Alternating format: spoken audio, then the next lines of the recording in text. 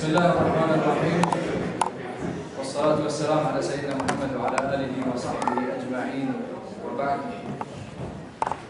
In the name of Allah, the most gracious, the most merciful, we welcome you all to this discussion. We hope that it will be very interesting, and we hope to hear a lot of feedback and good questions from the audience as well. My name is Abdullah.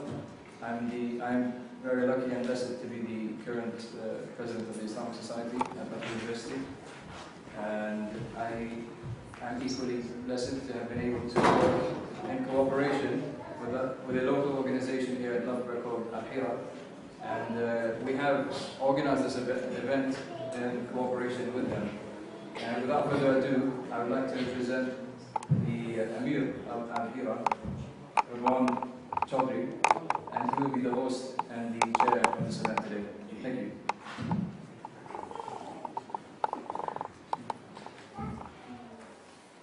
Dear friends, respected guests, ladies and gentlemen, I would like to welcome you to this much anticipated event entitled Islam or Atheism, the Rational Conclusion. To my fellow Muslim brothers and sisters, I greet you with the greeting words of paradise. Assalamu alaikum wa rahmatullahi ta'ala wa barakatuh. May the peace, mercy and blessings of Allah be upon all of you. To begin, I would like to call Brother Muhammad Muhsin to recite a few verses from the glorious Quran with translations.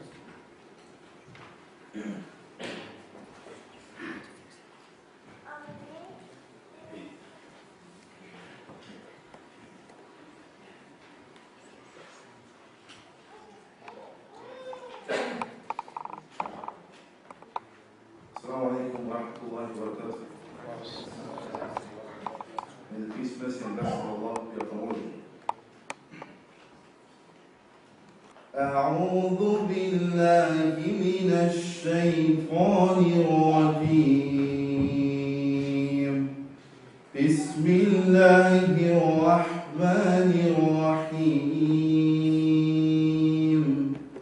رب المشرقين ورب المغربين فبأي آلاء ربكما تكذبان مرج البحرين يلتقيان بينهما برزخ لا يبغيان فبأي آلاء ربكما تكذبان يخرج منهما اللؤلؤ والمرجان فبأي آلاء ربكما تكذبان وله الجوار المنشآت في البحر كالأعلام فبأي آلاء ربكما تكذبان صدق الله العظيم. The English translation of Surah Al-Rahman, which means the most gracious, chapter 55, verses 17 to 25. I seek refuge in Allah from the accursed Satan. In the name of Allah, the most gracious, the most merciful. He is the Lord of the two east, places of sunrise during early summer and early winter, and the Lord of the two west, places of sunset during early summer and early winter. Then which of the blessings of your Lord will you deny? He has let loose the two seas, the salt and fresh water meeting together. Between them is a barrier which none of them can transgress. Then which of the blessings of your Lord will you deny? Out of them both come out pearl and coral. Then which of the blessings of your Lord will you deny? And his are the ships going and coming in the seas like mountains. Then which of the blessings of your Lord will you deny? Thank you for listening.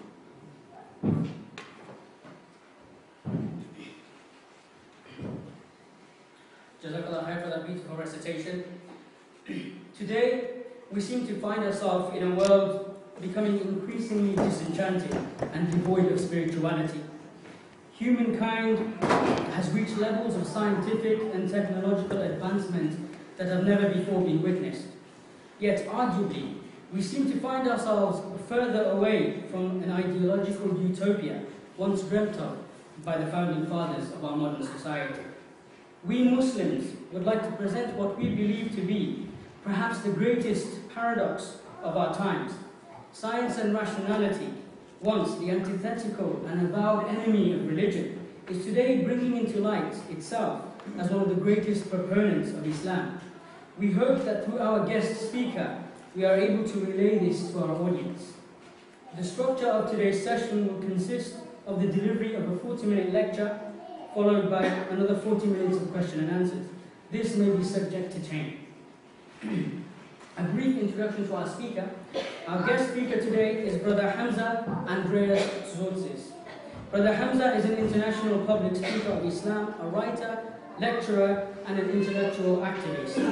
He is particularly interested in Islam, politics, Western and Islamic philosophy. Brother Hamza has debated prominent lecturers and intellectuals. He has delivered presentations across the world on various topics. Brother Hamza is a regular speaker at university campuses and has also traveled the world extensively to deliver lectures, most notably the USA, Malaysia, and Lebanon. He has authored a number of Islamic publications, including the popular website www.theinimitablequran.com, as well as serializing a number of articles on his popular blog. He has also led a major piece of research in non-Muslim perception of Islam through Al-Hera. Brother Hamza is one of the main initiators of the contemporary emergence of Muslim public debaters and speakers using Western and Islamic philosophy to defend and explain Islam. Currently, he is a senior researcher and lecturer for Al-Hera, the Islamic Education and Research Academy. Brother Hamza was born in London on 21st September 1980. He is married with 2 children. His parents are Greek migrants who settled in the UK in the 1970s. He was brought up in the London borough of Hackney and attended school and college in the area. Brother Hamza went on to study psychology at the University of Westminster, and he is currently studying Western and Islamic philosophy. Before we begin, I would like to remind our audience to please ensure that mobile phones are either switched off or left on silent. Without any further ado, I would like to welcome our guest speaker to the podium, Brother Hamza. Okay, I'm going to start as Muslims do in the name of God. In alhamdulillah, wassalatu wassalamu ala rasulillah amma ba'd. Brothers, sisters, and friends, I greet you with the warmest Islamic greetings of peace. Assalamu alaikum wa rahmatullahi wa barakatuh. For those who do not know what that means, it means may the peace and blessings of God be upon you all. Brothers, sisters, and friends, today is a very important discussion. It is a paramount discussion. It's a discussion of paramount importance. Its significance is actually something that we take for granted, whichever side we belong on the ideological or philosophical spectrum. Whether we adopt an atheist worldview, whether we're agnostic, whether religious, whether we're Islamic, or whatever the case may be. It is a very important topic, because from ideas you get action. Because the ideas that we adopt and we internalize within each other, we actually manifest them, we bring them about into the real world. So for example, if someone's going to think of evil thoughts every day, some point in his life, he's going to have an evil action. This is the normal type of approach to Western psychological thinking. It's like the cognitive behavioral approach. You have crazy ideas, you're going to end up having crazy behaviors. Okay? So that explains us Muslims, right? I'm only kidding. Before I formally start into the presentation, I really want everyone to switch off their radio. I'm hearing lots of radios here. Can anyone hear the radios? Well, actually it's your internal radio. because I want you guys to listen properly, which basically means listening with the intent to understand. Think about this.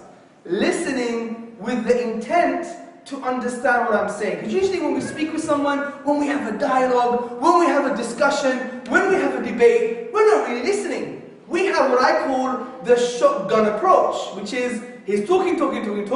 I already have my answer, bam. That's the reality, and you can actually see it with people sometimes. The eyes are not looking at you, looking through you, and then thinking about their answer. We don't want this. I want us to connect with each other as human beings. That's very important. Let's connect as human beings, and one way of doing that is switching off that internal radio. What's that internal radio? It's basically thinking, you listen to what I'm saying, and then you're thinking, oh, he looks much slimmer on YouTube. Oh, I don't believe he's Greek, he looks Pakistani. Yeah, all these things. He thinks he sounds too clever. Yeah, he only went to Westminster University. Yeah, stuff like that. So we basically should stop superimposing our experience and judgments on other people. And in doing that, you will be able to connect with each other in a far amazing way. So let's switch off that radio. Okay, good. Now, the discussion is Islam or atheism, the rational conclusion. So I'm going to approach this in a rational way. But we first have to discuss, what do we mean by rational? Let me give you a crude example, and then let me give you a detailed example.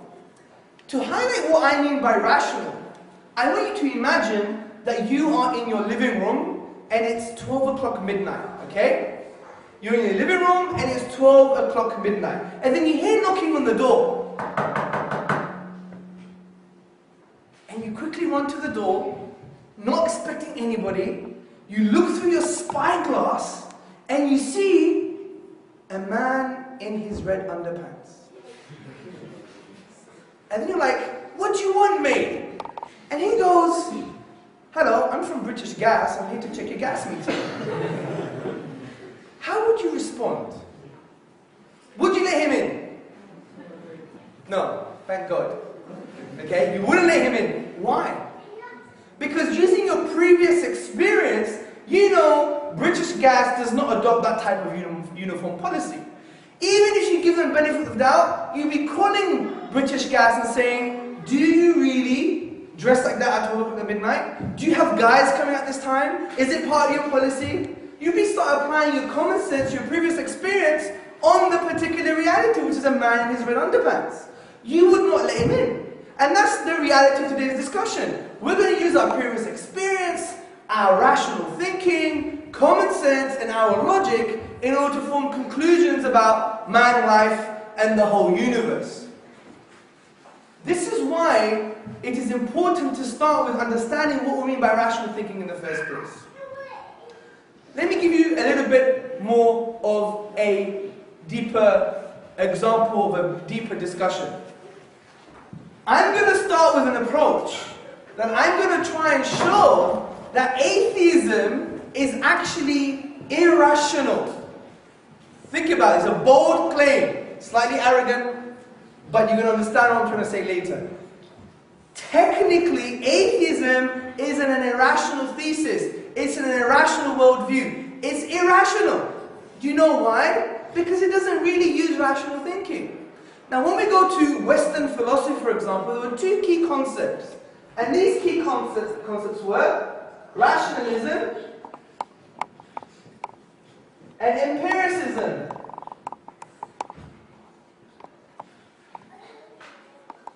There was a battleground with these two key ideas.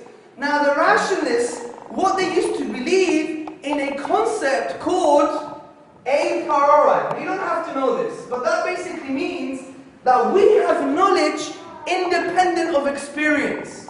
We have ideas, we have concepts, we have knowledge that we don't need to use the real world to justify. For example, how do we know the number one is number one?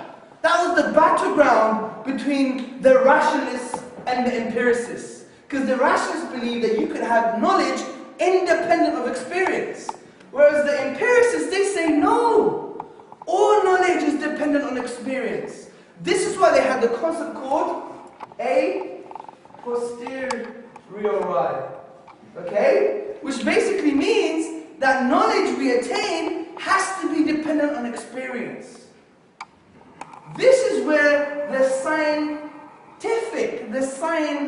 scientism and naturalism developed from this type of philosophy, that we gain knowledge from experience.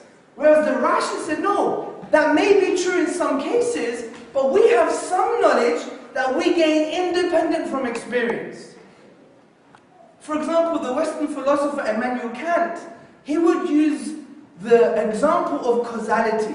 See, empiricists would say, no, you need to experience causality in the real world to understand that it exists, it's part of knowledge. But what the rationalists said, no, you don't. And they gave an amazing example. And let me give it to you so you can understand. To prove causality is real, it exists, all you need to do is show the following example. And you don't have to use the real world to justify this. It's an internal thing. The a priori I was talking about. Knowledge independent of experience. For example, I could look at the gentleman in the front row, then I go to look at the gentleman with the glasses in the middle row, then I go all the way back and look at the wall. I'm ordering my perceptions. Gentleman, gentleman, green wall. Okay? But if the cameraman was to run towards me, all I could see is his front first before he runs away and I see his back. So what is it that allows me to understand that I can order my perceptions or not? In the first scenario, I can order my perceptions. In the second scenario, I have no choice. All I can see is his front first before I see his back because he's running towards me. If we didn't have the internal, innate concept of causality, I would never be able to understand when and what perceptions I can order myself. If causality wasn't an internal idea, independent from experience, I could never know that I'm ordering my experiences. Experiences would just be an experience plus an experience plus an experience without any meaning. The reason I know that I could see his front first before I see his back, and the reason I know I can order my perceptions in the other scenario, is because of the internal concept of causality. So we can justify that everything you gain with regards to knowledge is not always dependent on experience. This is something that's very important to grasp, because it would make us understand the whole debate between atheism and the rationalist philosophers within a religious paradigm, within a religious tradition. So let's end with the philosophy because it's quite boring and it's philosophical mumbo jumbo. Okay? So let's talk about some real stuff. So using rationalism or rational thinking, which means including experience and some of the innate ideas that we hold as human beings, how can we justify that Islam is more of a rational conclusion? Well, I'm going to use three aspects, and these three things, I call them the intellectual pillars of the Islamic worldview. The first intellectual pillar, if you like, is God's existence, okay? God's existence. The second is revelation, okay? And the third is prophethood.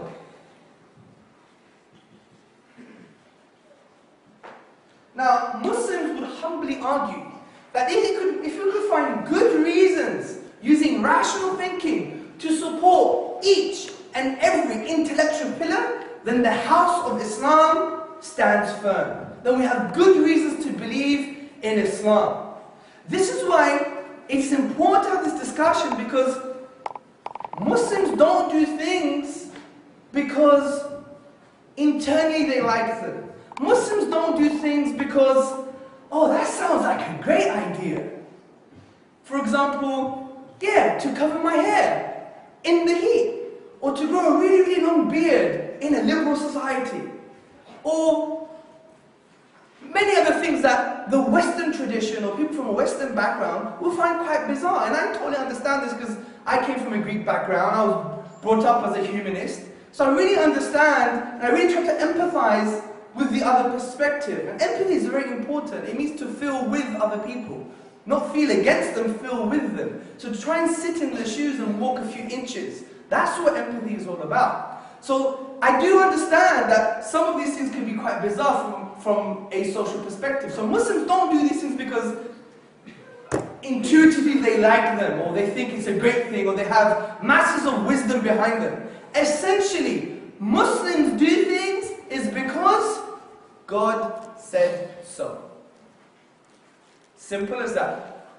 Muslims do things because God said so. And there is a logic behind this, and this logic is very strong. And listen to this very carefully. 1. By definition, God is all-knowing, all-wise. Number 2, human beings are not. Number 3, and this is the conclusion, therefore human beings should refer to God. This is why sometimes when I talk to various religious people, I say to them, if God told you to wear a leather jacket on Fridays and ice skate on Tuesdays, you'd be wearing a leather jacket on Fridays and ice skating on Tuesdays. Because God said so. And obviously by definition, his intellect, inverted commas, his mind, whatever you want to call it, is far greater, infinite, compared to finite human beings. Now, some people say, well that's just crazy, that's balderdash, it doesn't make any sense. What it does, if we could prove this, if we could prove a God does exist, and if we could prove that he has given us a revelation, and if we could show good reasons to believe that there was a prophet, then actually it justifies our logic that we do things because God said so. You just can't deny this. So this is why we talk about the intellectual pillars of Islam. So let's go straight to God's existence. Now, first and foremost, we all have asked the question, why are we here? What are we doing? We're this huge cosmos, this huge universe. We're a speck of sand, a speck of dust in this vast ocean of the universal desert, if you like. We're nothing. This is why, many astronauts who go up and see the Earth and they feel quite depressed thinking, we're insignificant. So what's this all about? Why is the universe the way that it is? And this question is very important. In the Quran, which is the book of the Muslims, actually poses such questions. For example, it says, do you think you were created out of nothing? Were you the creator? Did you create the heavens and the earth? It gives us a type of understanding that we should question man, life, and the universe. We should question the whole universe and its existence. Even in Western philosophy we have this. The famous German polymath, Leibniz, he said the first question that must be asked and answered is, why does something exist rather than nothing? In response to this, the atheist originally said, for example, Bertrand Russell on a radio program, he said the universe is just there. It's a brute fact. Get over it. That's it. We are just a miscarriage of nature. We're just here. No reason, no reality. It's a brute fact. No beginning, no end. But if we really think about this and use rational thinking, can the universe really have no beginning, no end? Can the universe have no beginning, no end? Can the universe be eternal? Of course it can't. Because that would mean, brothers and sisters, that the history of the universe is infinite. It would mean the history of the universe is forever. But can that really be the case? Can we have an infinite number of anything in the real world? Let me give you some examples so you understand this. Say we have an infinite number of potatoes in this room. An infinite number, a forever amount of potatoes in this room. If I take 5 potatoes away, how many potatoes do we have left? Who could answer this? Infinite. And I hear another gentleman say, infinite minus 5. So you have 2 options. It's still infinite, or it's infinite minus 5. Whatever the case may be, practically, there should be less than infinite. But when we start counting, there is no less than infinite, because we started from infinity, we've taken away 5, and what does that really mean? It leads to absurdities. This is why the concept of the infinite in the real world only exists in mathematics. It doesn't exist in the real world. Let me give you another example. Say we had a 100 David Beckhams in this room. Yeah? We had 100 David Beckhams in this room, and at every possible moment, we add another David Beckham. To many people's delight, obviously, yeah? So we have David Beckham 101, David Beckham 102, David Beckham 1,000,001, David Beckham 2,000,001, and that goes on forever and ever and ever. Are we ever going to reach an amount of David Beckhams that we can say is an infinite amount of David Beckhams? Why? Because, as my dad said when we were having coffee, he said, what about infinity plus 1? What he was trying to say to me was, you could always add another number, practically. So infinity is never actualized. So how can we even claim this about the universe? How can we claim that the universe has an infinite history? How can we claim the universe has a forever history? Because historical events are real. They're not just ideas. So how can that be forever? It can't. So from this very basic idea, we know the universe cannot have an infinite history. Therefore, it must have a beginning in time. Now you may think again this is philosophical mumbo jumbo. I agree. So let's see and understand that this is confirmed by scientists. This is confirmed by astrophysical evidence, by the physicists. Put your hand up who's heard of the Big Bang. Good. And I usually make the same joke, which says that it's not that thing that happens after too many curries. And I get the same laugh. Good. Well, the Big Bang Theory, also known as the hot standard model, there's variations of this model, but let's talk about the hot standard model. It basically tells us that the universe emerged from a point called singularity. This is what the cosmologists call, they call it singularity. And from this singularity, they're saying time and space were created. Time and space were created, and all matter in the universe. For example, we can refer to scientists like Beatrice M. Tinley and Schramm and many others. They say that from this singularity, the whole universe started to emerge. Okay? So they're saying that the universe began at a point in time. This is the reality. T is equal to 0, and there's the universe. The universe began at a point in time. So what can we conclude from here, brothers, sisters, and friends? What we conclude is an argument in the following summary. Number 1, whatever begins to exist has a cause. Whatever begins to exist, brothers and sisters, has a cause. For example, a noise in the room. For example, the pyramids in Egypt. Everything that begins to exist has a cause. Number 2, the universe began to exist. And we've justified this using scientific and philosophical evidence. Number 3, therefore, the universe has a cause. So we can justify that there's a cause for the universe. There is a cause for the entire universe. But I would say, does that mean it's God? Does that mean that cause is God? No, that's a leap of faith. It's not a rational conclusion. All we know is that there's just a cause for the universe. It could be anything. But if we keep to the rational way of thinking, we will come to the following striking conclusions. If this cause of the universe actually brought into effect the universe itself, then it must be all-powerful. Because it brought into existence the entire cosmos. So it's all-powerful. Also, if this cause brought into effect the whole universe, then it must be eternal. Why must it be eternal? Why must it be eternal? Why must the universe be mortal, non-eternal, and the cause of the universe must be eternal? Well, it's very simple. It's by necessity. Because if we say, well, what caused the cause of the universe, then what stops us from saying, well, what caused that cause, the universe? then we could continue saying, well, what caused that cause? That caused that cause, that caused that particular cause, that caused that cause, that caused the universe.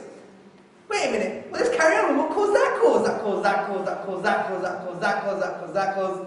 You know, it's starting to get to a beat now. We're rapping, yeah? If that goes on forever, are we ever going to have the universe? No, we're not. It has to be uncaused by necessity. Let me give you another example for you to appreciate. Say I want to throw this pen at... I'm assuming she's a police lady, yeah? We have CIA and MI5 in the room, okay? That's a typical thing that happens when you have Islamist kind of conversations, okay? It's alright. We love you guys, yeah? Say I want to throw the pen at the lady, right? But before I throw the pen, I have to ask Rizwan, Osama bin Laden's brother, for permission to throw the pen. He says, well, I can't give you permission because he has to ask the brother next to him. And if that goes on forever, am I going to throw the pen at the copper? No! That would never happen. Similarly, if we say there's an infinite number of causes for the universe, we will never have the universe. Therefore, by necessity, the cause for the universe must be eternal, meaning no beginning, no end, uncaused. Also, this cause for the whole universe must be one. It must be a single cause. Why am I saying this? Well, there's a principle in science and philosophy called Occam's razor. Okay? And Occam's razor basically says, do not multiply causes, do not multiply entities beyond necessity. Because it's irrational. Or we know that there is a knocking on the door. You're not going to say now, you know what? There's 3,252 million people behind the door. No, it's not in line with that principle. We have to shave away, razor off, shave away all unnecessary causes or unnecessary explanations. So the best explanation in this context is that this cause must be one. Because do we have any evidence that it's 2, or that it's 3, or that it's 4? We don't. So we go to the most simplest and rational explanation is that this cause is one. Also, this cause, brothers and sisters, must be immaterial because it brought into existence the sum of all material, which is the universe.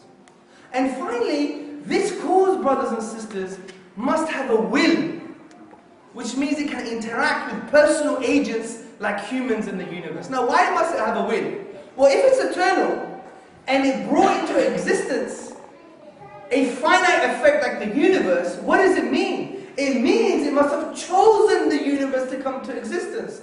And choice indicates it has a will. And having a will means you can have a personal relationship with living beings in the universe. So what have we just done? We have just concluded rationally what the Quran, the book of the Muslims, concluded 1400 years ago. As the Quran says in a very eloquent way, in the 112th chapter, قُلْ هُوَ اللَّهُ أَحَدٌ اللَّهُ الصَّمَدُ لَمْ يَلِدْ وَلَمْ يُولَدْ وَلَمْ يَكُنْ لَهُ كُفُوًا أَحَدٌ.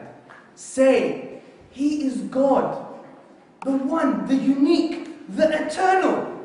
He begets not, nor was He begotten. And there is nothing like unto Him. He is immaterial. So the Quran said this. He's God, He's one, He's immaterial, He's eternal. He has no beginning, no end. He didn't give birth to anything. Nothing gave birth to Him. And He's immaterial. So using our aql in Arabic, our intellect, we come to the conclusion what the Quran concluded 1400 years ago. You may not be satisfied. Let me give you another argument. This argument is called the design argument. Okay? Now, when we ponder into the universe, brothers, sisters and friends, we see a particular order. We see a particular design. We see some form of natural laws. And to claim this was all just random is not very healthy. This is why Professor Roger Penrose, he says, to say that the universe is just here with all its intricate laws and the physics of the universe, it's not a very helpful way of looking at the universe. And I would agree with the professor. Do you know why? Because our very existence in the universe is on a knife edge. It is on a knife edge. Our very existence is based upon some fine-tuning, brothers and sisters. Some constants and values to exist within the universe that were fine-tuned, that if they were changed from a hair's breadth, we wouldn't be here today. There would be no life.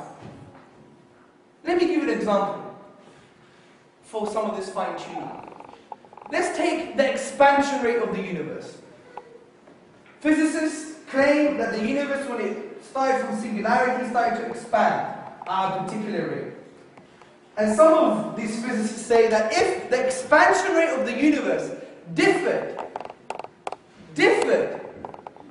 by 10 to the power of 4 to the minus 18 seconds, something like that, we would not have the universe today. We would not have the universe today. Also, physicists claim that the very emergence of the universe is based upon a certain phase space volume of possible universes. You don't have to know what this is, or what this even means. To be honest, I don't know what it means, okay? But let's ask the question, what is this volume? And this volume is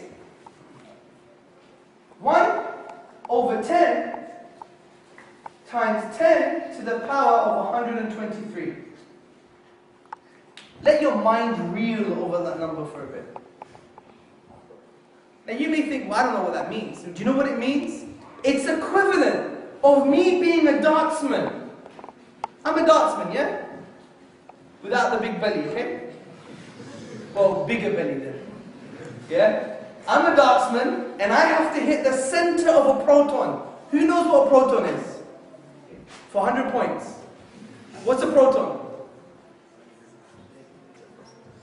It's one of these subatomic particles. It's a subatomic particle. I have to hit the center of a proton when the universe is my dartboard. Think about that. When the whole universe is my dartboard. So in reality, there's 3 possible explanations for this. Think about this. There's all this fine-tuning, and this fine-tuning doesn't just stop there. There's the gravitational constant, there's Planck's constant, there's all these values and constants in the universe that if they were changed by a hair's breadth, we wouldn't have the universe today. We wouldn't have a life-permitting universe today. Just imagine it in the following way. Say you have a big ruler from one end of the universe to another end of the universe, and you have a single point called the gravitational constant.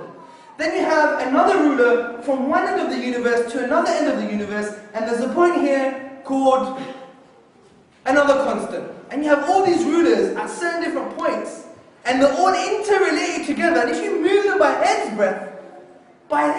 breadth, we will not have a life-permitting universe today. So we need to question this. And there's 3 possible answers. The first one is just physical law. It's just there, it's just necessary. The second one is chance. And the third one is design. So there's 3. Physical law is just there, it's necessary.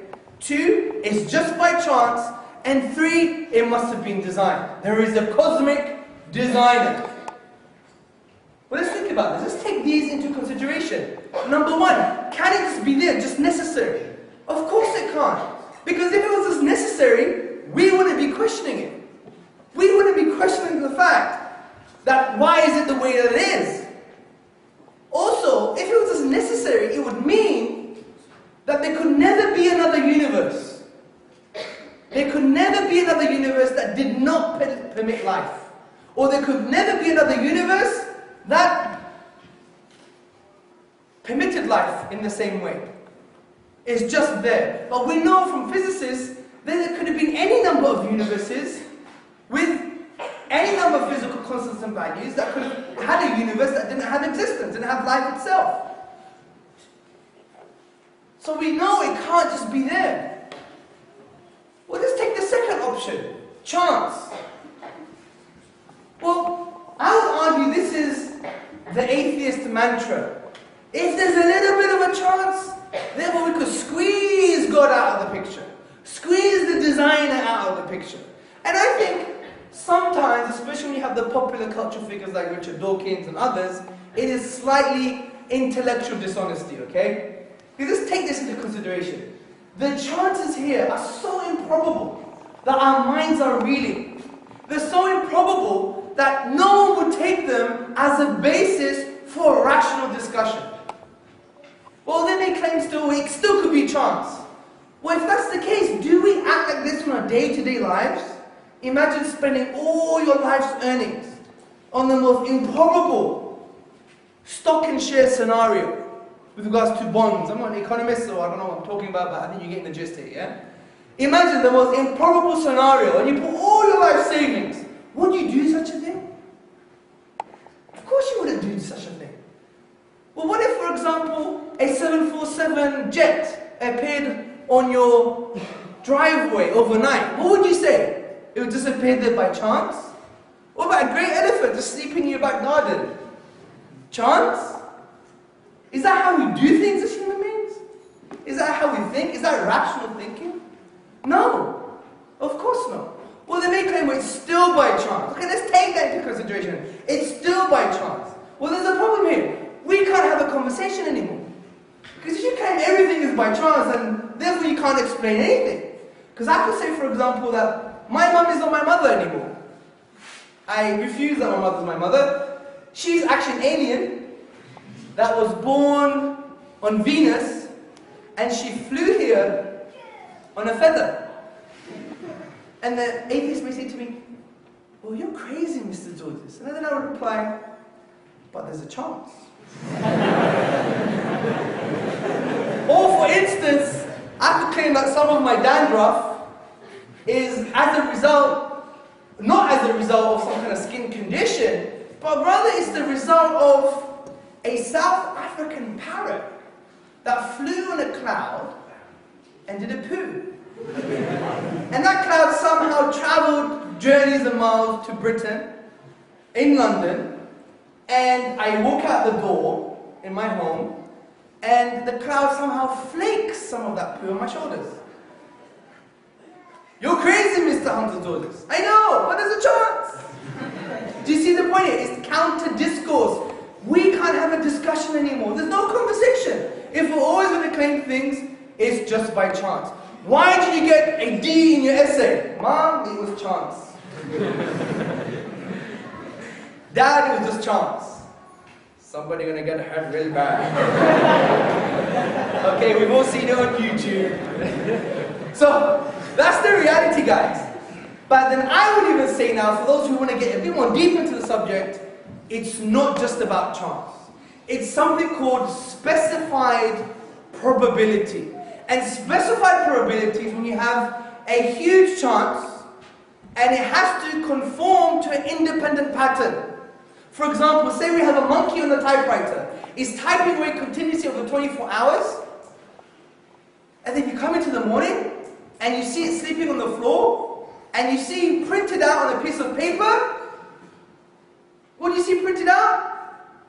I'm gonna make a change for once in my life. A very bad rendition of Man in the Mirror by Michael Jackson. Okay? The whole song. What would you think? Would you think, yeah, the monkey really did do that? The best explanation is that surely someone from the Islamic Society came in the middle of the night, sedated the monkey, and typed out his favorite song. That's the most best explanation, because you can't take any other explanation, because the chances of the monkey are so high. And not only that, it conforms to independent pattern of the English grammar. Not only of the English grammar, but of a Michael Jackson song. Well, they may still think it's chance. But what can you do with these people? What I would say is, taking the chance hypothesis is denying the existence of the universe itself. Statisticians and mathematicians, they did a study on assuming there is a monkey on a keyboard, typing at every possible moment. And they said, do you know how long it would take the monkey to type to be or not to be from Hamlet's play? Shakespeare, or Sheikh Zabur for the Muslims, yeah? Do you know how long it would take? Give me some guesses. 100 years? Anyone know? Give me a guess. 5 hours.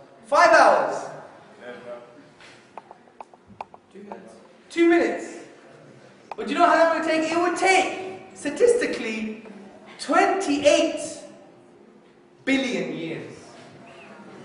How old is the universe? 14 billion years. Taking the chance hypothesis is equivalent of denying the very existence of the universe in the first place. So we know there are no good reasons to take the chance hypothesis. None at all. So what does that leave us? There's an inference to the best explanation. It can't be just there, physical law. It can't be chance, therefore it must be design. So we've got good reasons to believe in a creator, in a designer, using these two arguments, brothers and sisters and friends. I'm going to talk about the contentions, the responses from scientific, atheist, philosophical communities, and so we can have a more of a nuanced discussion, more of a detailed discussion. But let me go now to justify revelation. See, the unique thing about the Islamic tradition is that it doesn't say to you, believe because I said so. From that perspective. It doesn't say just believe. Just have faith. You know, I was talking to one of my Christian friends the other day, and he said the reason the Bible is a miracle, it was from God, is because in Timothy it says the people who wrote this are inspired. And I said, well, how do you know? Because God said so. Well, how do you know God said so? Because Timothy said they're inspired. I said, well, how do you know they're inspired? Oh, because God said so. Well, how do you know? Because they're inspired. Well, it's like you're in a circus, right? It's a dizzy argument. It's a logical fallacy. It's a circular argument. I'm not saying all Christians hold this view, but some do.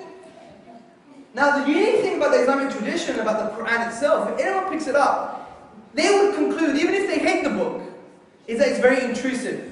It wants to intrude here. It wants to intrude in the intellect of man. It wants to intrude in his inner dimensions. It wants to positively engage with the human being. And how does it do this? It asks you questions. It asks you questions. أَيْنَ تَذْهَبُونَ? Where are you going? Where are you going, people? Running around, being slaves to the system, get married, have kids, then die, worms meet, worm buffet. How it ends up being worm buffet, right? Where are you guys going? What's the reality of your true existence? Also, the Quran says, do you not reflect within yourself? Do you not reflect within yourself? Who are you? You don't even know who you are. That's what the Quran is saying to us. Are you just a product of society? Are you a product of your parents? Are you a product of your DNA? Are you a product of Britain? Who are you? Who really are you? If you agree that you are a product of all these social biological processes, then you're a robot. Congratulations. Because someone types in the social biological code and you just act in accordance. But are we really that? Surely we'll deny this and say there is a me. There is a voice within the many voices in my mind. And this is what the Quran actually says. It actually addresses society and says, are you just going to follow your forefathers?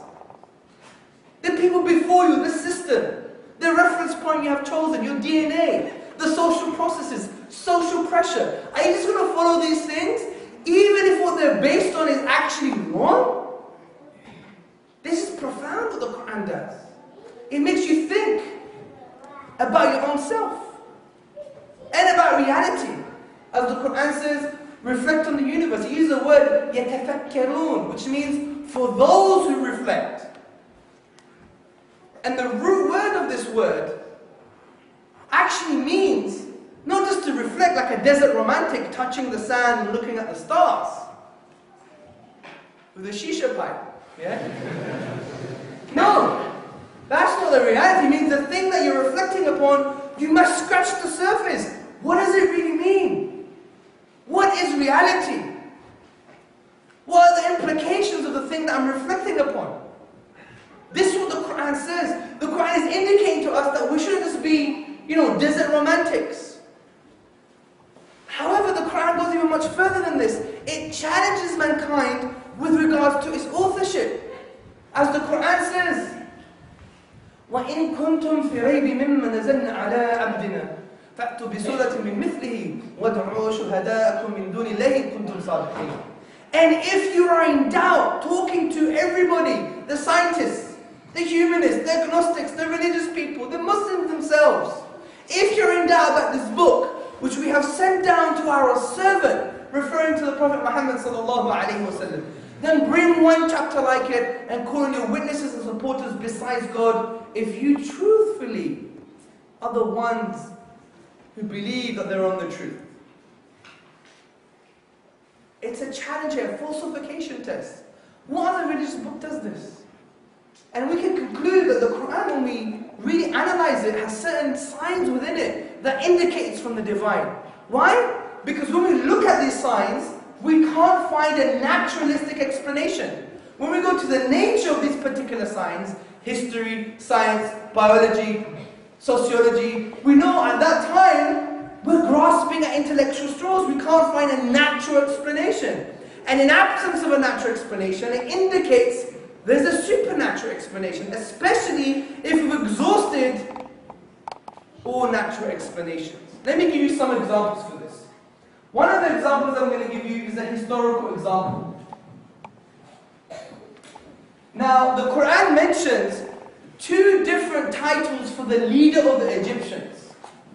For example, in the chapter Yusuf, in chapter 12 of the Quran, it says that the leader of the Egyptians is called Malik, the king, Al-Malik. And at the time of Moses, alayhi salam, he's called Pharaoh, in Arabic, Fir'aun. Now, why such a minute historical change? Why such a minute detail? What's so important about calling these two different leaders different titles at specific times? Well, the reality is that at the time of Joseph, they were called Malik, Al-Malik, the king. And at the time of Moses, it was called Pharaoh. But the reality is that no historical document at that time, the Bible, the Torah, anything, even in poetry, never ever mentioned the leader of the Egyptians as Malik. It was always Pharaoh, Fir'aun. So where did the Prophet, peace and blessings be upon him, get this knowledge? It was absent at that time. Hieroglyphics was a dead language. The Rosetta Stone came way after. So where did he get this information? He just guessed it, took it from thin air, came out of the blue, came from left field? No. So when we go to the nature of historical knowledge at the time, it's absent. So it's a sign to the divine. And if you go to the Encyclopedia Britannica, you'll be able to understand what we're talking about here, the difference between the titles of the leader of the Egyptians at these two specific periods. So there's a historical part. Then we have a scientific, natural phenomena evidence. For instance, the Quran has around 1,000 verses indicating natural phenomena. The stars, the moon, the universe, the cosmos. But it also mentions about mountains. And it says in various places that mountains have pegs. They've been embedded, pegged almost. They have peg-like structures, stake-like structures in the earth. And this root, or this peg, if you like, is 5 to 15 times the original size of the mountain. The Quran mentions this. And the Quran also says, so the earth doesn't move underneath them.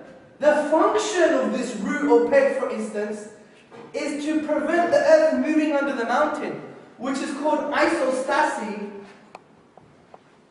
in geology. If you read the works of Dr. Frank Press, his book called Earth, you would see what I'm talking about. Now, how could the Quran even mention this? How could the Prophet mention this? It's an impossibility, because the nature of scientific knowledge at the time was so primitive, they believed that mountains were keeping the sky up. That was the reality of scientific knowledge at the time. Was this just a guess? Such a minute detail? Or how important is it to really know that mountains have pegs? Is it significant to the message of Islam?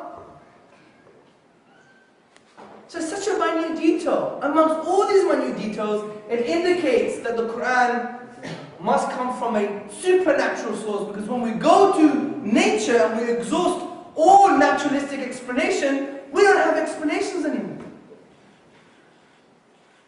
I've got about 5 minutes left. Let's now talk about prophethood. Now, the Prophet Muhammad sallallahu alaihi wasallam, peace and blessings be upon him, he said, and he claimed that he was the final messenger. So, we need to apply some rational thinking and a rational approach to his claim. Well, he was either a liar, he was deluded, or he was speaking the truth. Liar, deluded, or speaking the truth. Well, let's see, just by using his life and the history of his life, could he be a liar? Well, let's think about this. The Prophet Muhammad ﷺ was boycotted from his favorite city. His wife passed away. His uncle passed away. He was stoned in a city just by calling people to the message of Tawheed. Tawheed in Arabic essentially means the oneness of God. Monotheism. That's all he was calling people to. Worship the one true God. That was it. Simple as that. And he was stoned. Many say he was stoned by children, where the blood was running down his legs, that his sandals were stuck to the sand. And he was so dedicated to his message that a Christian found him and gave him some water and grapes. And what did the Prophet do? He gave that Christian the same message, worship one true God. He didn't say, yes, make me feel better, I'm really tired, I've been stoned for hours maybe. He gave that message. Also, the Prophet Muhammad ﷺ was offered women, riches and power. Many of the leaders at the time of the Quraysh, the Arab leadership, they would say, have power this year, give us power the next year, we alternate power. You want women? We give you women. You want money? We give you money. You want gold? We give you more gold. You want power? We give you power. He said, no. You just have to accept the message that there's one true God. That's the reality. But he sacrificed everything. He died with nothing. All for this message. Is this the psychological profile of a liar?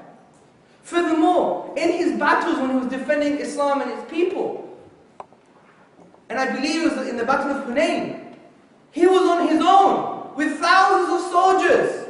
And what did he say? What did he say? He said, I am the messenger of God and I am not a liar. That's what he said.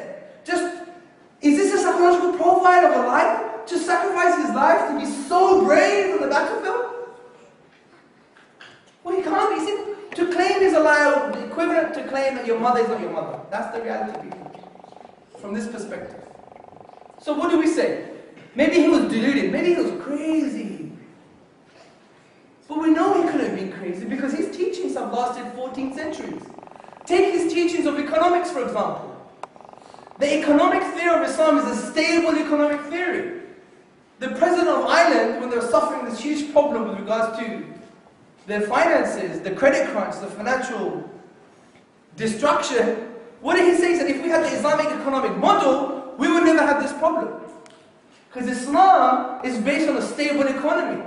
It's not based on speculation. Islam is based on, for instance, its monetary system is based on the gold and silver. It's pegged on something valuable. It's not free-floating. We know the geopolitical model of Islam is not based on there's too many needs, not enough resources, so we have to all compete with each other. No! The Prophet said in a hadith which we find in the books of Tirmidhi, he said that the son of Adam, the human being, all he needs is food, shelter and clothing. He defined our limited needs for us. So that creates a philosophy of distribution and not one of excessive competition. And we go on and on in the Q&A session about the teachings of the Prophet Muhammad sallallahu alaihi wasallam. But just using this as an example, this is the product of a deluded man.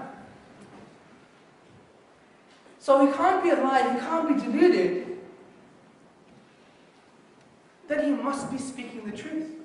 So what we've done here, we've given good reasons to believe in the Islamic worldview because we've given good reasons for the intellectual pillars of Islam, which is the existence of God, revelation, and the truthfulness of the Prophet's claim to prophethood.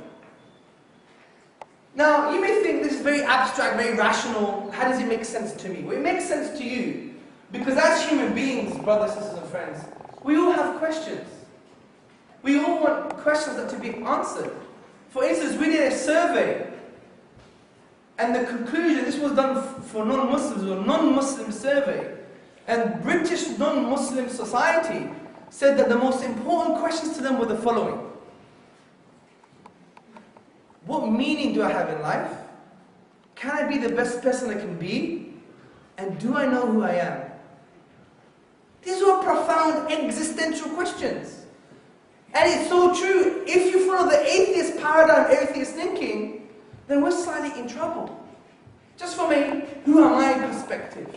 Because in an atheist worldview, there is no ultimate value. There's value, because we give things value, but there's no underlying value to things. Because our ends are the same. What difference does it make if I lived as an angel and you all lived as devils? Does it make any difference? Really? If our ends are going to be worm buffet, if we're going to be worms meat, then it makes no difference, brothers and sisters and friends. Because there's no ultimate accountability.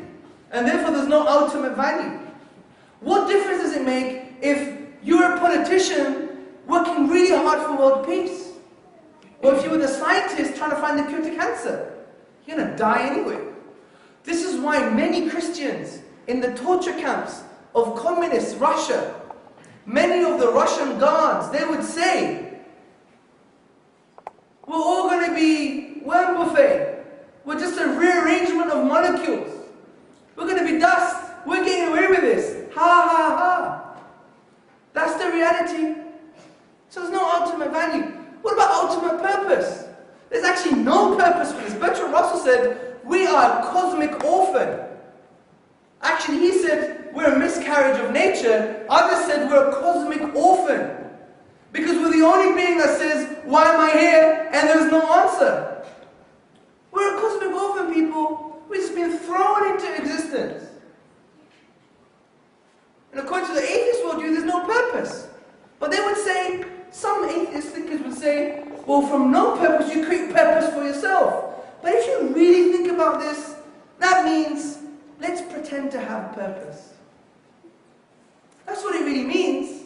To give your own self an underlying purpose is saying, let's be delusional and pretend to have purpose. Think about this. What about morality? What about things being really good and really bad?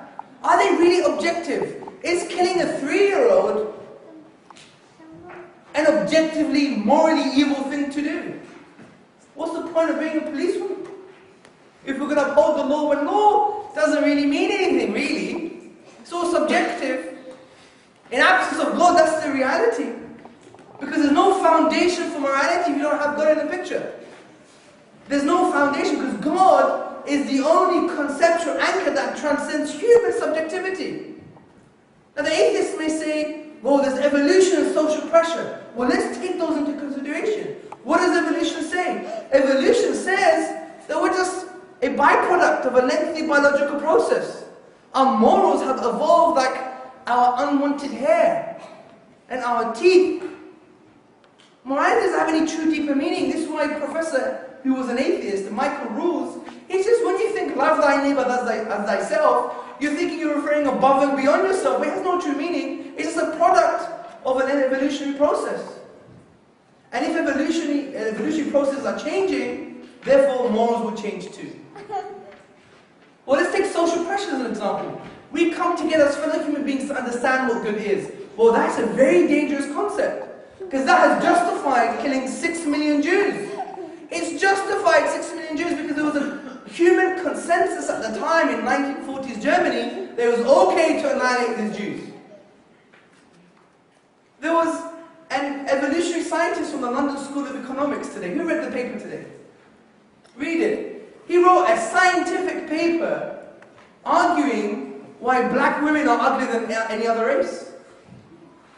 Yeah, that's the reality, people. And he justified Muslim genocide based on his studies, or he's an evolutionary psychologist.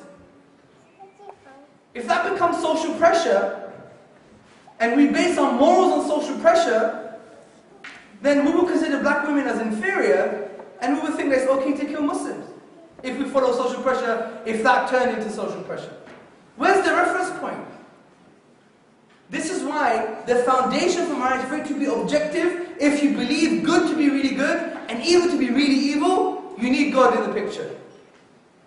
If you don't, just like what one of the Russian thinkers, Dostoevsky, he said, if you don't have God, then you can do anything.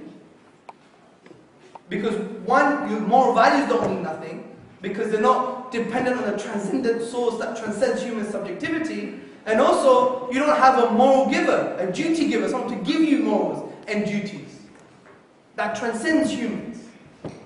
So it actually makes sense very real in our lives, this whole concept of Islam or atheism, or even from this perspective, religion or atheism. I know there's many questions, and I want to address all the questions as much as we can. We have plenty of time, we have at least 45 minutes, so I'll end by saying that anything that I've said that's offensive or wrong has come from my ego. Anything that I've said that's good, we believe in Islam, has come from God, because God uses us as tools to manifest His mercy, His guidance and His love.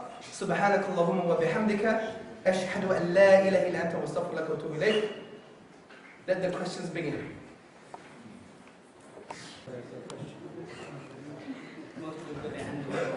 Okay, the brother to our right. Mashallah, the presentation was very good, and we could grasp some bits and bobs from it. I have the question regarding the first bit you concluded, the time space. You say T0 singularity started, and why do you think it's a cause? You came with the conclusion with a cause, and I couldn't understand how the cause came from. Okay, very simple. What we're saying is, statement number one, okay, premise number one. Whatever begins to exist is a cause, okay? This is an undeniable statement. No one can actually provide any evidence to its contrary. There is an undeniable statement that whatever begins to exist does have a cause. For example, a noise came from a cause. You yourself began to exist, came from resultant causes, etc., etc. Number two, the universe began to exist. There was t is equal to minus 0, so it began to exist. So what's the conclusion here? Therefore, the universe has a cause. Now, if you're asking, well, if it's before time, causality doesn't make sense outside of time. If that's what you're asking, causality doesn't make sense out of time, and that's not true. Who said causality is defined with time? The philosophers haven't even agreed to what causality is in the first place. So in absence of a consensus, we basically say causality is whatever brings an effect. And you can also have things, as an example in the real world, that do not require time as its definition. Let me give you an example. Please, sorry. Okay, so this guy has a spongy shoulder, yeah? And my middle finger is pressing his shoulder, right? And I'm going to press it. 1, 2, 3, press. 1, 2, 3, press. 1, 2, 3, press. You see that? What's happening? Not much. As I'm moving my middle finger, there's an indentation in his shoulder, right? Look. What's happening first though? The movement or the indentation? Movement. How do you know? Look. It's instantaneous. It's happening at the same time. But you know you need one before you have the other. But it's happening at the same time. So time is not needed to understand causality. Because it's happening at the same time. It's what philosophers call asymmetric causality. So time is not a requirement for causality. Did that answer your question, sir? Thank you.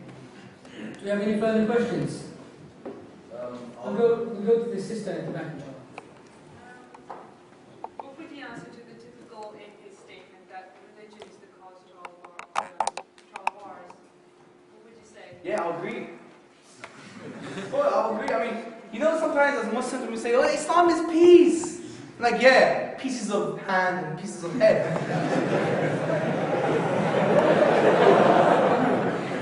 It's alright.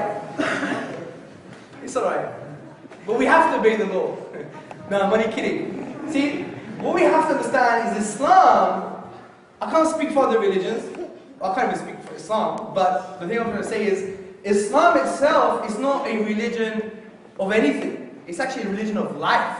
It's a way of life. So it talks about war. It talks about peace. If they incline to peace, you incline to peace. Yeah, do not transgress the boundaries. So we have rules and regulations for every aspect of life when it comes to foreign policy, economics, law, spirituality, for instance. But I think the difference between true Islamic war, if you want to call it that, is actually, it's a means for harmony and justice. Because the reality of life is what? That we have oppression, that we have dictatorship, that we have sometimes, there are obstacles that prevent peace. There are obstacles that prevent harmony. This is why you have a concept called liberal interventionism from the Western philosophers, that you want to intervene physically to create a peaceful environment. Islam had something very similar. But our case was very positive, because look into history. There were Jewish historians, like Zayn Zohar, he's a contemporary Jewish historian. He said thus, when the Muslims crossed the Straits of Gibraltar in the Iberian Peninsula, crossed them, yeah? They weren't carrying flowers and tickling people's toes, it was war. Yeah? When they crossed the Straits of Gibraltar, the Jews saw the Muslims as liberators from Christian persecution. There were German poets, and they used to write, I pray that a Turkish horse drinks from the River Rhine. And the reason they wrote this stuff, because they knew at that time, when Muslims had a particular power, they would use it in a divine way to create harmony and justice for people. And they wouldn't kill innocents like you see in today's terrorist activity. And we wouldn't even call it collateral damage. Create such a technical code term for the killing of innocents, do you see? So from that reality, historically, I would say in the absence of Islamic values and divine values, you have these disasters. But I also would say, sister, it's an outdated cliche. There has been more blood spilled in the name of non-religious ideology than a religious ideology.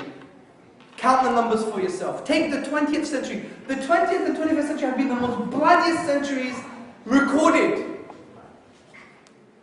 For example, Stalin killed 6 million Christians. We don't have memorial days for those Christians. We have 20 million people die in communist Russia. We have 60 million people dead under Mao. You have massacres under non-religious ideologies. This is the reality, people. What about the Iraq war that just went? 1.2 million people innocent, some people estimate. Under the banner of non-religious ideology. So we can say, yeah, it's all about religion, but let's think about it carefully. What do the facts state? The facts state that there's more blood being shed as a result of non-religious ideology, and that's just the reality. Now we may think, well, it's all the religious fanatics. Do you know why? Because that's the reality of the media. They propagate this in a very secular kind of way to show that it's religious crazy guys with the secular normal people. And that's the unfortunate social norm that has occurred in our society. It's just really unfortunate. But that's how I answer that question. Is that satisfactory? Yeah, exactly. That after all, it's human beings who create weapons. It's not the religion that says go and create weapons, you know. That's true, but don't forget people are driven by ideas. And you could have a sword, right? And you could cut a watermelon for everyone who's thirsty in the desert. Or you can start chopping heads. So you see, so the idea or the kind of driving force behind that would make you use that tool as a weapon, or a tool as to like actually feed human beings. That's right. But you have to understand that I don't want to show to people that Islam's a pacifist religion. It's just like turn the other cheek. You won't have any cheeks left if you turn the other cheek. Yeah? So the reality is that Islam sees human beings as human beings. And fighting is a human phenomenon. What Islam tells us, don't do it to oppress people. You do it to defend yourself. And it's even Article 51 of the UN Charter, it says every individual and collective has a right to defend themselves. So we have this concept. And also we have the concept of intervention. And that's a very theological concept. It doesn't exist today because we don't have a true Islamic state living today. If we did, there would be a concept of actually, maybe after diplomacy fails, solving the problem of some nations, if the power was there. And this is why the Quran says, what is the matter with you that you do not fight for those who are oppressed in the town? And the calling is saying, relieve us from this oppression. So, there are certain reasons and rules and regulations, but you obviously can't kill innocents, as the Prophet Muhammad, peace and blessings be upon him, taught his companions known to do that. And we have a very famous speech from Abu Bakr, radiallahu anhu, which he was the right-hand man of the Prophet sallallahu alaihi wasallam. He said, when you go to the battlefield and you engage with the other societies, don't kill the monks, don't kill unarmed men, don't kill trees, don't kill innocents, don't kill babies, don't kill children, don't kill women. And all these type of things, do you see? Even in some of the schools of thought in Islam, in the Maliki school of thought, when the Prophet ﷺ said, do not kill innocent children, they even took it to mean, if a child was holding a gun that was loaded, ready to kill you, they wouldn't even kill that child. Which in Western law, you can, because the child is a combatant. But according to this particular school of thought in Islam, they would run away from that child because they didn't want to be accused by God, by Allah, of being someone who killed a child, you see. So we have our rules and regulations, and funny enough in history, the Islamic rules and regulations to war predated the Geneva Convention. And if anyone decides to go to any library and read this up, it's there for people to read. Not written by mad mullahs, but written by normal Western academics. Do you have any further questions? Can we have the brother in front of you? I was just with a friend in the library up there, and we kind of argued, and we came to a conclusion that our existence is based on God's test. So God's test on whether we should, pray and worship Him, or choose not to, because we have that free will. So I was questioning, what is the test, and why do earthquakes happen? Why do they happen, and what test does it purpose? Because under the assumption that earthquakes happen from the cause of God, what does it happen? I mean, if there was a God, then why would there be earthquakes? Why would people die? What test does it? What's the rationality behind that? Okay. So that's a very interesting question. First and foremost, this goes under the banner of the problem of evil. Okay. Now the problem of evil states there's too much evil in the world. It's gratuitous. Lots of unnecessary suffering, like natural disasters. They seem to serve no purpose. God's supposed to be good. But if we look at this, He can't be good. Because there's all these natural disasters and evil in the world, right? Now, first and foremost, you could argue in the following way. First, it doesn't negate God's existence. Because this is logically posterior to the existence of God. Meaning, it comes after the existence of God. Even if you take it as an assumption, then you would say, well, in Islam, we don't believe God is just good.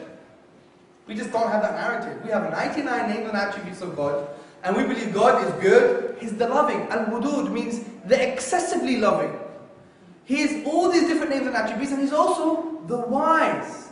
So you can just simply undermine the whole argument by saying there's wisdom behind it. Now you may argue, I can't see the wisdom. So, that's arguing from ignorance. It's a logical fallacy. It's called argumentum ad ignoration. You can't argue from ignorance. If God is wise, and we know He's wise because His revelation said He's wise, and we're not following this blindly because we've got some good reasons to believe in this revelation, then He's wise. So there is some wisdom behind it. Now you don't have to know the wisdom, and to be honest, you may never know the wisdom. Because if you knew all the wisdom behind everything God does, that would make you the same as God really, which would be a logical impossibility. Do you understand that? How does it justify millions of people having been killed? Well, why do you think it needs justification? That's the question. Because I thought that the test for humanity is based on good and evil. So by imposing an earthquake, that's defeating the test of their work. No, not really. Not really. I think, see, you describe tests as a very primitive way, theologically, if you want to put it that way. Yeah? Tests in Islam are not based on good and evil and choice. It's actually to do with calamity and fitna. That's why many of the ulama, many of the scholars in the past said, from looking at our tradition, the Quran and the prophetic teachings, that having patience. And when God says, Inna Allah ma'as sabirin, God is with the patient, it means you're patient at the time when calamity strikes, earthquake. Are you patient? When the guy slaps you in the face because you're giving dawah, you're propagating Islam in Loughborough Square town or something, yeah? Do you fight back? Or do you hold the patience for the sake of God, not for the sake of your ego? Do you see? When your fellow human being swears at you, do you punch him in the face? Do you say, what's the matter with you, fool? Or do you say, no, I'm going to calm down because I know he's a human being and he might have a bad life and a bad day. I want to empathize with this human being. And do you just hold that down for the sake of God or for the sake of your ego? When you see the calamity strike in Japan, for example, what do? Start questioning God? Or do you actually use the God-given things to go and help those people? That's the reality. And what we have to understand is this, brothers and sisters and friends, that we believe God is the most wise and all loving, and He's the most compassionate, all loving. These people, regardless of what you think is happening to them, we know that mercy and justice will manifest itself. There will be no injustice happening to a human being in the big movie screen on the Day of Judgment. Yeah? When your whole life is a movie and showing in front of you what you did, yeah? There will be no injustice, not an atom's weight of injustice happening to anyone. So with regards to the test, every person's lifespan was sufficient for them to pass the test of life or not. But the question really is, أَيْنَ تَذْهَبُونَ? Where are you going? Does it really matter what happened to these people? We believe God is the most just and is the most loving. That's going to manifest itself on the Day of Judgment. Whatever happens to them. But what do you do? So the Quran is very existential that way. Very, what are you going to do about the situation kind of thing, right? So we do see these things as tests. We think everything is done by God, good and perceived evil. And all of these things are done by tests. So God tests us for who's the best in good deeds. Everything has a wisdom behind it. God is the most just, most loving, and those things will manifest themselves on the Day of Judgment. So from these concepts, it really deals with the idea of someone thinking this is unnecessary. Do you see? Because you think about it this way. Having the emotional subconscious reaction that is unnecessary may be a test for you. Do you see? Is that satisfactory? Do you have any further questions? The brother. I saw you last week.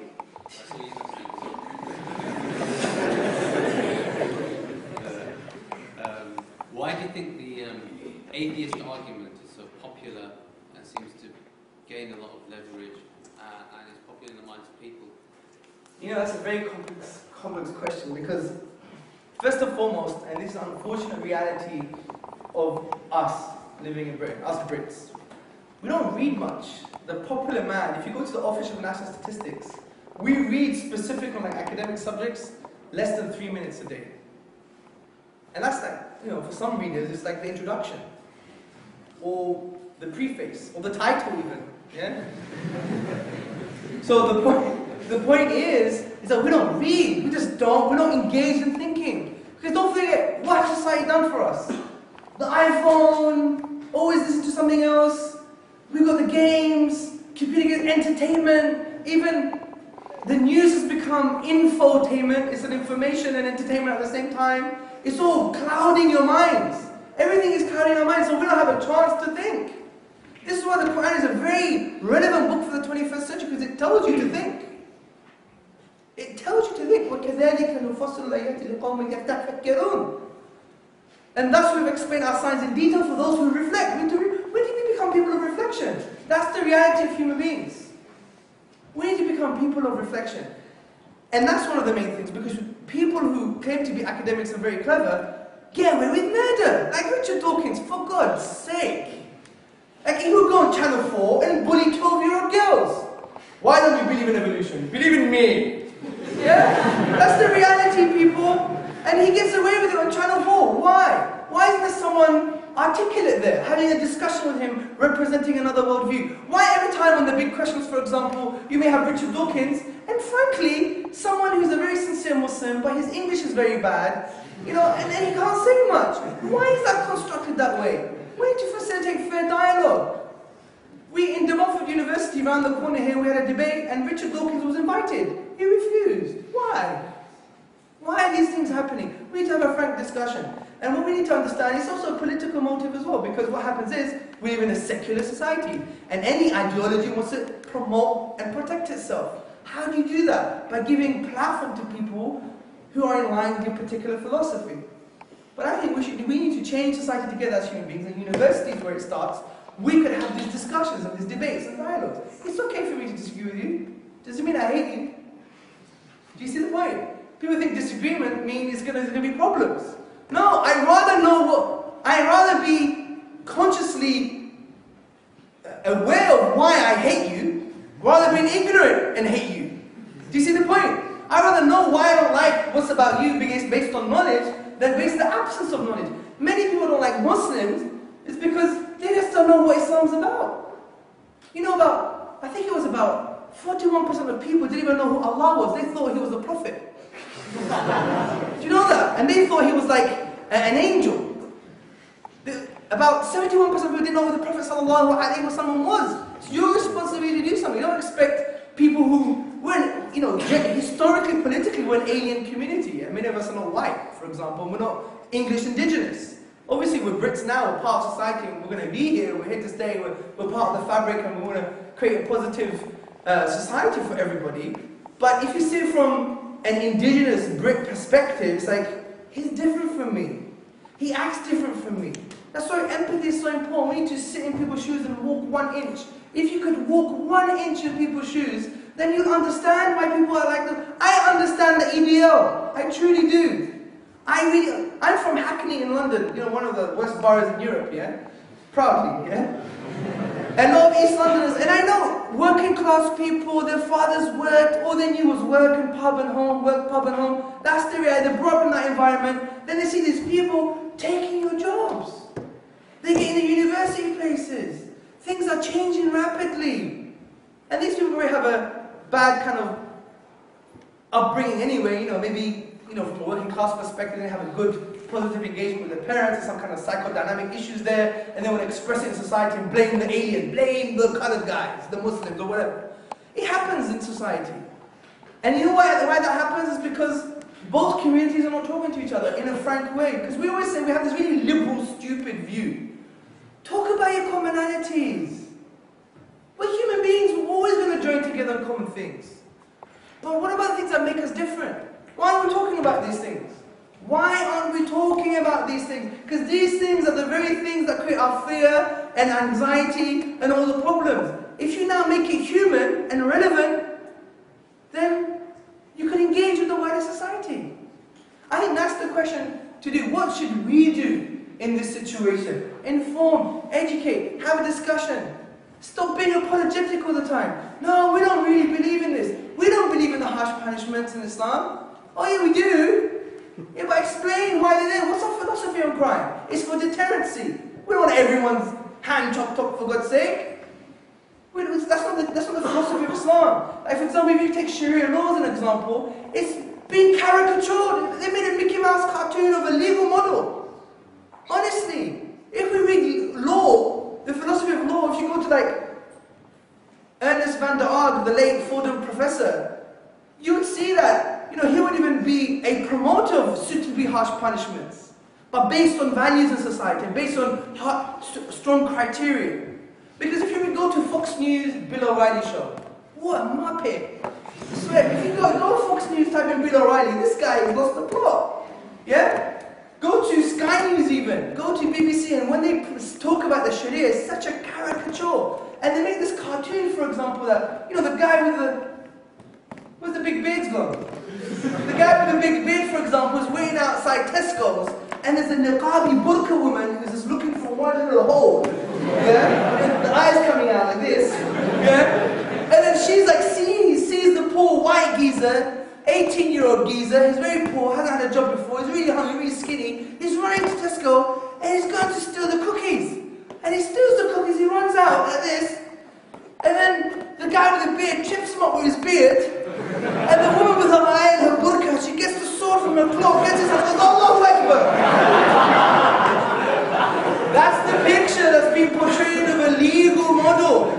That's the picture that's been portrayed of a detailed divine model that we believe is divine. We don't want people's hands cut off like that. We're not like that. Muslims are people of rahmah. Ibn al-Qayyim, the famous scholar, said, when you see mercy, you should see Islam.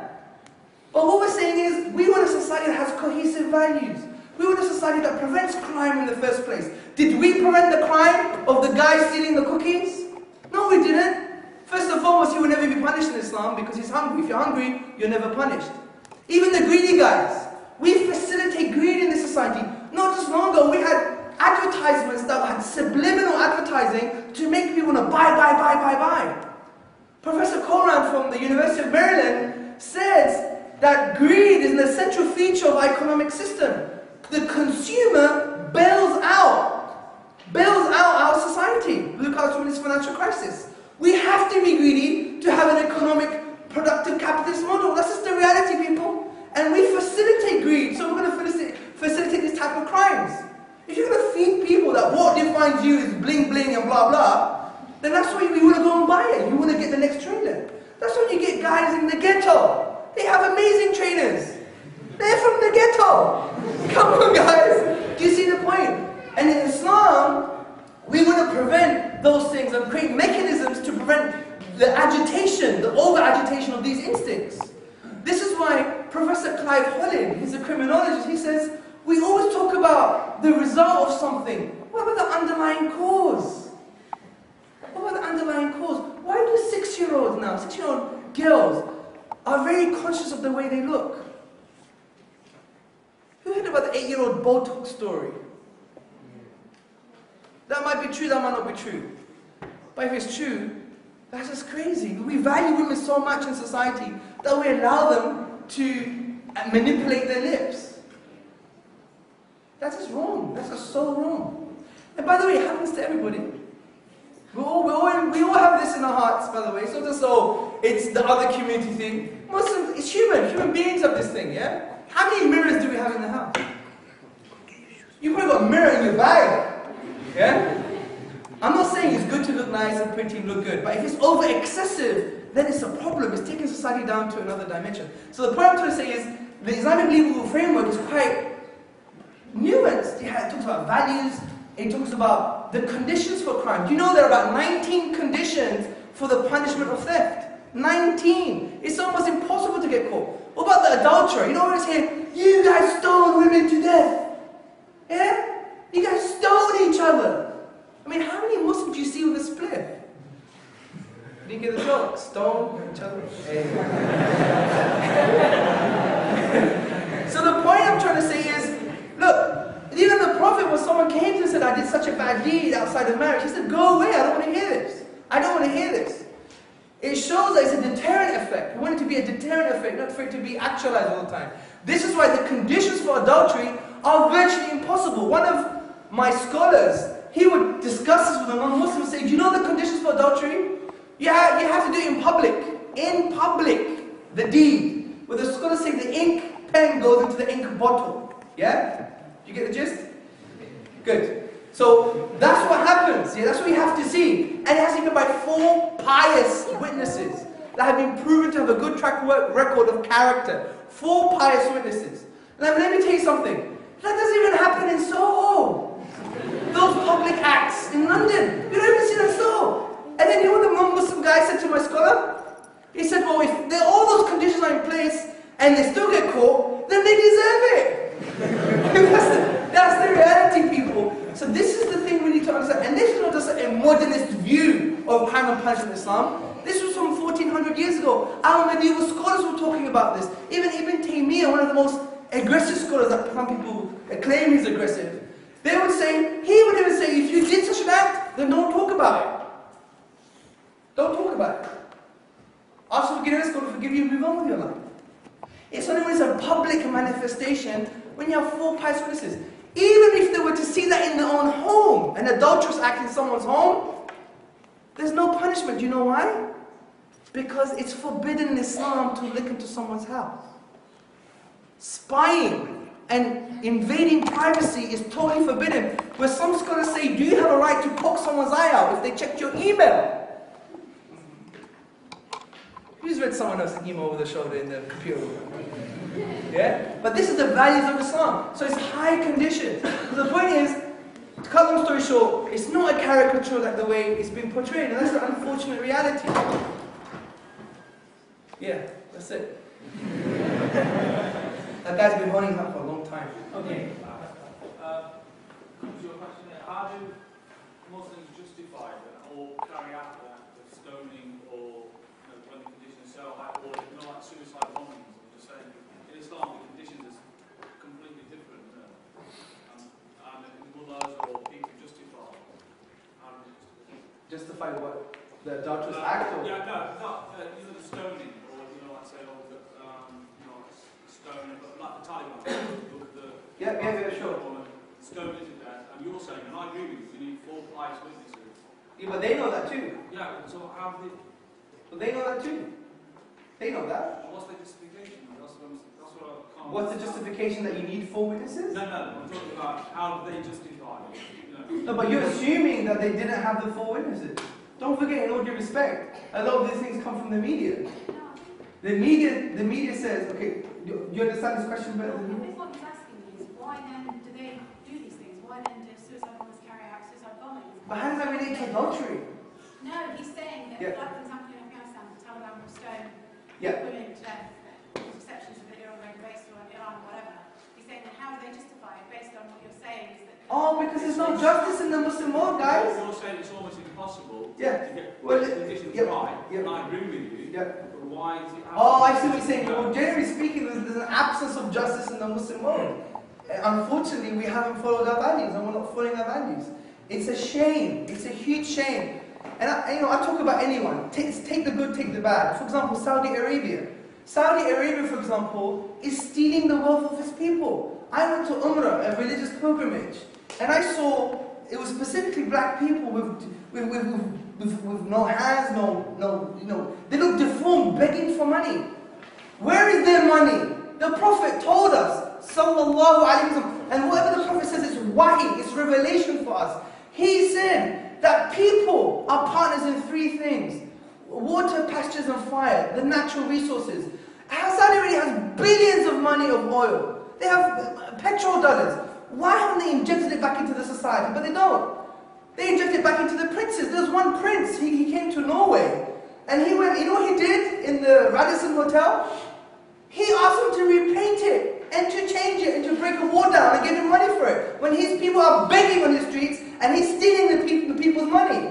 That's a shame. That's a crime. And we need to speak about this. Because the Quran tells us, وَلْتَكُمْ مِنْكُمْ أُمَّةٌ يَدْعُونَ إِلَى الْخَيْرِ وَيَعْمَرُونَ بِالْمَعْرُوفِ وَيَنْهَوْنَ عَنِ الْمُنْكَرِ وَأُولَٰئِكَ هُمُ الْمُفْلِحُونَ. Let there rise amongst you a band of people that will call to the good, which means the whole of Islam. Ibn Kathir says the whole of Islam. They command the right, they forbid the wrong. This is the Muslims. We're in this disaster, we don't command the good and we don't forbid the wrong things.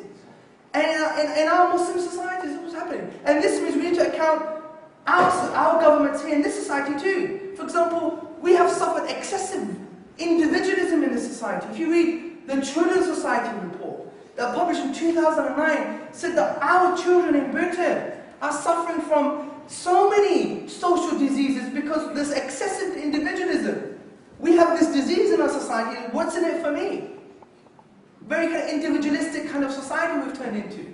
And I would blame liberalism on this, social liberalism, because it overemphasizes on the individual, doesn't have a balance between individual rights and social rights. So there's whole different things that we can talk about. But we as Muslims, specifically our tradition tells us, command the good and forbid the evil. Be just, even if it's against yourself, the Quran says.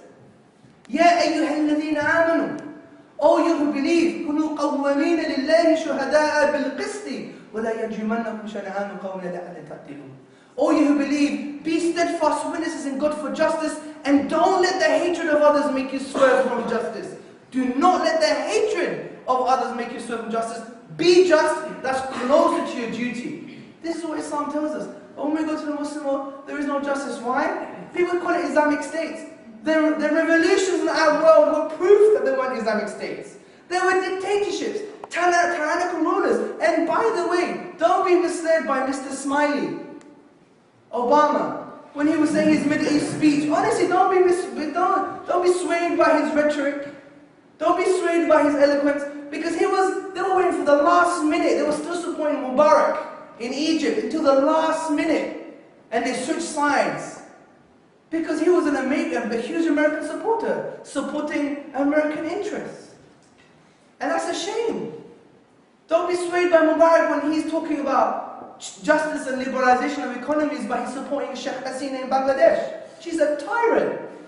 My friend was tortured in Bangladesh. The British government, what the British government did, took him out of there. He was tortured for a year and a half. His shoulders were drilled, his knees were drilled, his livers were failing, because of this type of government, because it's tyrannical. Mubarak, they used to torture the political prisoners. They used to electrocute men's testicles.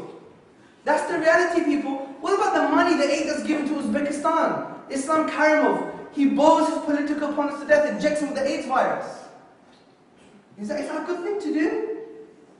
You know, we need to account. We need justice, and that's the reality. And Muslims should be people of justice. Allah says in the Quran, "Inna Allah yuhibbul muqsitin." Allah loves the just. Yeah, I don't know how this is related to atheism and Islam, but what I'm trying to say is that we need to show our values. And these values are common to the wider British society. What's kind of the common culture thing? Fair play, mate. Fair play. We have this innate concept of justice. Let's link with other people. And don't think you can't link with other people. The Quran says, vie in virtue. Qurtubi, in his tafsir, in his explanation of this verse, come together in good, he even said with the polytheists, even with the mushriks, even with those who believe in many gods, which is a fundamental sin in Islam, even join with them for good action. Do you see? So we need to wake up and be people of change. Because God says, "Inna Allah la yughayyiru." Indeed, God does not change the state of a people unless they change what's within themselves. That's the reality. And we need to, be positive beacons to the wider society too. Yeah. There's a lady with a chain on her arm. Can I just ask you what time your train is? Yeah, we got 5 minutes. Okay, one more question, inshallah. The sister in the middle now. Actually, brother, if you don't... Sorry, no, the sister there. The sister here.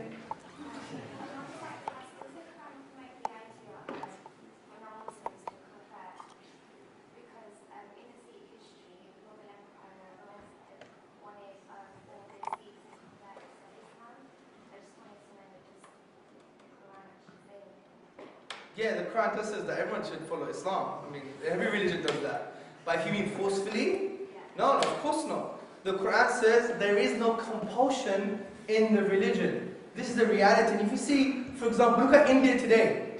India was governed by Muslims for a huge period of time. You still have temples, you still have the Hindus. They weren't forced to convert to their religion. You have Coptic Christians in North Africa, in Egypt.